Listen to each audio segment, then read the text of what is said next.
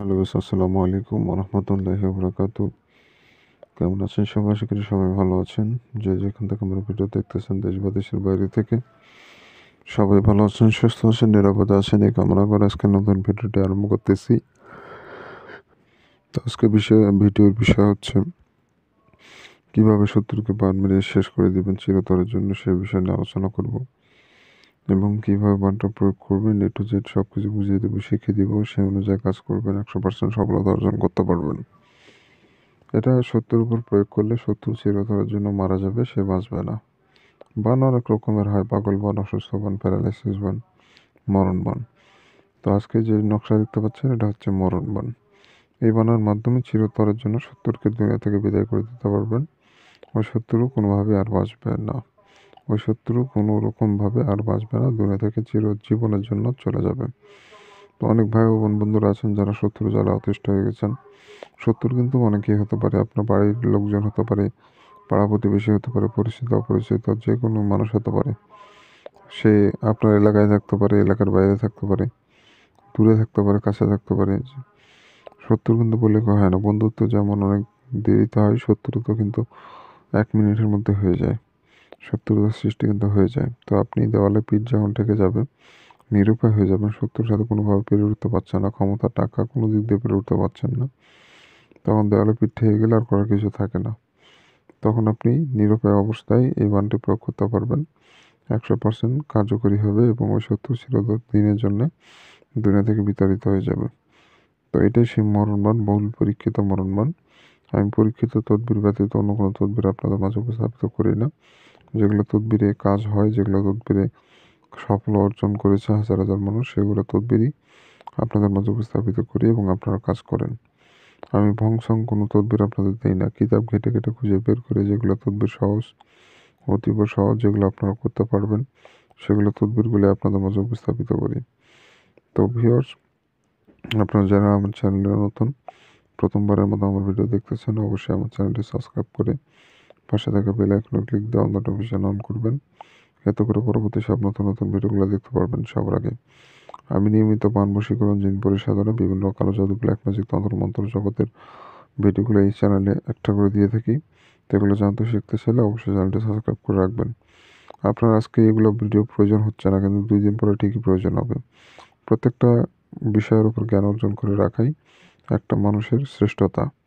প্রতিটা বিষয়ের উপর জ্ঞান অর্জন করে রাখবেন, আপনি সেরা থাকবেন। আপনার কোনো বিষয়ের উপর নলেজ নাই বা জ্ঞান নাই, তাহলে আপনি পিছিয়ে যাবেন। অতএব পুরো বিষয়ের উপর জ্ঞান অর্জন করে রাখা উচিত। আপনি শিখে রাখেন, আজকে প্রয়োজন না হলে 2 দিন পর প্রয়োজন হতে পারে, বা আপনার প্রয়োজন না, আপনার পরিচিত কারোর প্রয়োজন হতে পারে, আপনার ঘনিষ্ঠ কারোর প্রয়োজন হতে পারে। তো যাই হোক, বেশি আর কথা বলবো না। আপনারা অবশ্যই চ্যানেলটি সাবস্ক্রাইব করবেন। আর যারা এই কাজ করবেন, একটা সাদা কাগজ নেবেন, সাদা কাগজের উপরে লাল কালি দিয়ে মূলত নকশাটা আপনাকে লিখতে হবে। আপনি প্রয়োজন হলে স্কেল ব্যবহার করতে পারবেন, এতে করে তাড়া বাঁকা হবে না। আপনি যেটারই ব্যবহার করেন, যারা সুন্দর করে যেভাবে আছে ওইভাবে আপনি নকশা যেন অঙ্কন করতে পারেন। কোনো রকম তেড়া বেঁকা উনিশ বিশ করা যাবে না, যেভাবে আছে ওইভাবে আপনাকে মূলত সম্পূর্ণ নকশা কমপ্লিট করে ফেলতে হবে। নকশা লেখার সময় কারোর সাথে কোনো রকম কথাবার্তা বলবেন না, এক ধ্যানে সম্পূর্ণ নকশা কমপ্লিট করতে হবে।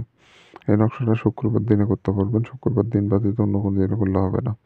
শুক্রবারের দিনে অথবা রাতে যে কোনো টাইমে করতে পারবেন, তবে রাত 10টার পর নকশা অঙ্কন করার জন্য উত্তম একটি সময়। রাত 10টার পর নকশা অঙ্কন করবেন। আর এই নকশাটা মূলত আপনার 7 মিনিটের মধ্যে লিখতে হবে, 7 মিনিট। আর বেশি সময় লাগলে নকশা কাজ করবে না। 7 মিনিটের মধ্যে পরিপূর্ণ নকশা কমপ্লিট করে ফেলতে হবে। 7 মিনিটের 1 সেকেন্ড বেশি সময় লাগালে নকশা কাজ করবে না, আশা করি বুঝতে পেরেছেন। এর মধ্যে সীমাবদ্ধ রেখে আপনাকে মূলত নকশাগুলো কমপ্লিট করতে হবে। তো ভিউয়ার্স, যে কাগজের উপরে নকশা লিখবেন, কাগজটা যেন পাক পবিত্র হয়, কোনো রকম নোংরা আবর্জনা যেন কাগজে না পড়ে থাকে। একদম ফ্রেশ চকচক সাদা কাগজ হতে হবে এবং আপনি নিজে পাক পবিত্র থাকবেন। যে জায়গায় বসে নকশা লিখবেন, জায়গাটা যেন পাক পবিত্র হয়। নিরিবিলি জায়গায় বসে নকশা লিখবেন অথবা ফাঁকা রুমে বসে নকশা লিখবেন, আশেপাশে কেউ যেন না থাকে। আর অবশ্যই নকশাটা পশ্চিম দিক মুখ করে বসে নকশা লিখবেন। আর আশেপাশে কেউ যেন না থাকে, কারোর সাথে কথা বলবেন না নকশা লেখা অবস্থায়। নকশা লেখা অবস্থায় কারোর সাথে কথা বলা যাবে না। খুব দ্রুততার সঙ্গে নকশা লেখার চেষ্টা করবেন, এতে করে নকশার ক্ষমতা বৃদ্ধি পাবে। আর যত দেরি করবেন তত নকশার পাওয়ার কমে যাবে। আশা করি বুঝতে পেরেছেন। তো এভাবে করে মূলত আপনাকে নকশাটা কমপ্লিট করতে হবে। নকশা লেখা হয়ে গেলে নকশার নিচে আপনাকে নাম দিতে হবে। প্রথমে দেবেন শত্রুর নাম, তার নিচে তার পিতার নাম, তার নিচে তার বর্তমান ঠিকানা। সে যেখানেই থাক না কেন, দূরে থাক কাছে থাক ওটা কোনো বিষয় নয়। আপনার ওই যেখানে থাকে ওই বর্তমান ঠিকানাটা নকশার নিচে দিয়ে দেবেন। তো এই 3টা জিনিস আপনি নকশার নিচে দিয়ে দেবেন। বাংলাতে আরবিতে যে ভাষা ভালো পারেন সেই ভাষায় লিখে দেবেন। তো এইভাবে করে মূলত সম্পূর্ণ নকশা আপনাকে প্রস্তুত করে নিতে হবে। প্রস্তুত হয়ে গেলে এই নকশাটা আপনাকে আগুনে পোড়া ফেলতে হবে। মোমবাতির আগুনে পোড়া ফেলতে হবে। আগেই মোমবাতি একটা কিনে নিয়ে আসবেন। সেই মোমবাতিতে আগুন ধরাবেন এবং আপনি মোমবাতির আগুনে সম্পূর্ণ নকশা পুড়ে ফেলবেন। একটা জিনিস লক্ষ্য রাখবেন, সেটা হচ্ছে যে আপনার নকশা যে কাগজের উপরে লিখছেন ওই কাগজের কোনো অংশ যেন পুড়তে বাদ না থাকে। পরিপূর্ণ কাগজ যেন পুড়ে ছাই হয়ে যায়। তো এটা আপনাকে অবশ্যই লক্ষ্য রেখে আপনার কাজ করতে হবে। নকশার কোনো অংশ যদি পুড়তে বাদ থাকে তাহলে নকশা কাজ করবে না। আশা করি বুঝতে পেরেছেন। তো এভাবে করে কাজ করে ফেলবেন। আপনার ওই শত্রু শেষ হয়ে যাবে অতি দ্রুত মৃত্যুবরণ করে ফেলবে। যারা অনুমতি নেবেন চ্যানেলটা সাবস্ক্রাইব করবেন, কমেন্টে নাম লিখবেন, অনুমতি পেয়ে যাবেন। আমার 2টা শর্ত, এই 2টা শর্ত পালন না করলে অনুমতি আমি কাউকেই দেই না। 1 নম্বর শর্ত চ্যানেল সাবস্ক্রাইব করতে হবে। 2য় নম্বর শর্ত কমেন্টে নিজের নাম লিখে যেতে হবে, তাহলে অনুমতি পাবেন। আর স্ক্রিনে যে নম্বর, ওই নম্বরটা আমার ইমো নম্বর, ওই ইমোতে এসে যোগাযোগ করতে পারবেন অথবা হোয়াটসঅ্যাপে। ফোনে কল দেবেন না, আমি ব্যস্ত থাকি। তো ধন্যবাদ সবাই, ভালো থাকবেন সবাই।